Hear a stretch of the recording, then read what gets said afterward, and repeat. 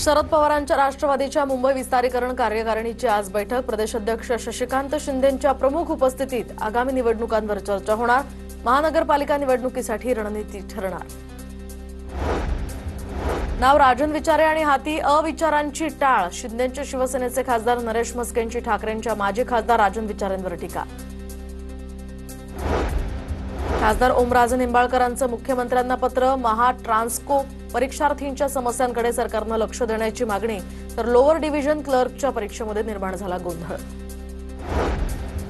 काँग्रेसकडून पंतप्रधान नरेंद्र मोदी आणि भाजप आमदार देवेंद्र कोठेंविरोधात निदर्शनं। आंदोलनादरम्यान पोलीस आणि काँग्रेस कार्यकर्त्यांमध्ये बाचाबाची। नांदेड जिल्ह्यामध्ये जोरदार पावसाची हजेरी। बारड या भागातील सोयाबीन पिकं पाण्याखाली, यामुळे शेतकऱ्यांची चिंता वाढली। बीडच्या आष्टीतील अजिंक्य गर्जेचा मद्यपान करत गाडी चालवतानाचा व्हिडिओ व्हायरल। अजिंक्य गर्जे हा माजी मंत्री धनंजय मुंडेंचा समर्थक। गर्जेच्या वाढदिवसानिमित्त मुंडेंनी काल शुभेच्छांची कॉल रेकॉर्डिंग समोर। हॉटेल भाग्यश्रीच्या मालकाला मारहाणी प्रकरणी मोठी कारवाई। 5 जणांना पोलिसांनी ताब्यात घेतलं। 4 आरोपी अटकेत, 1 आरोपी उपचारासाठी रुग्णालयात दाखल।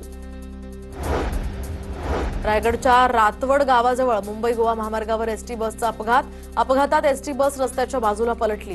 दरम्यान बसमधील 6 प्रवासी किरकोळ जखमी। जुन्नर तालुक्यातील रोहोकडी या गावामध्ये 3 बिबट्यांचा मुक्त संचार। शेतकऱ्याच्या घराजवळ बिबटे फिरताना दिसले। बिबट्यांचा बंदोबस्त करण्याचीही मागणी।